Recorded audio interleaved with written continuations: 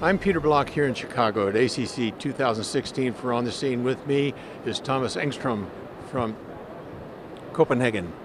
And we have been talking about this whole issue of post-conditioning in acute myocardial infarction, a little bit of a controversial issue at best. Even Thomas agrees with that. So there's a new trial out that tried post-conditioning in STEMI. So Thomas, tell me about the trial. Well, if you have a full occlusion of a coronary artery and you remove the clot, then you're beneficial to the myocardium because you relieve ischemia. But the reperfusion might itself jeopardize the myocardium, and this is a phenomenon we call reperfusion injury. And what we did in this study was we randomized between conventional primary PCI in STEMI and PCI in which you did ischemic post-conditioning. You created reperfusion, but after 60 seconds of reperfusion, you occluded the vessel with a balloon.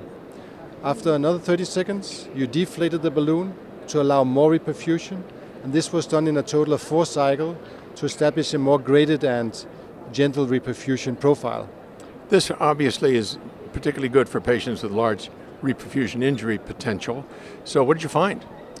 Unfortunately, there was no difference between the two assignment groups with regard to the primary endpoint, which was a composite of all-cause death and hospitalization for heart failure. Okay, so going forward, Thomas, what do you think post-conditioning means for this STEMI population? I think it's fair to admit that there will be no general recommendation with this technique for now. But nevertheless, some patients suffer very large reperfusion injuries and they end up with large final infarcts and congestive heart failure with high mortality rates.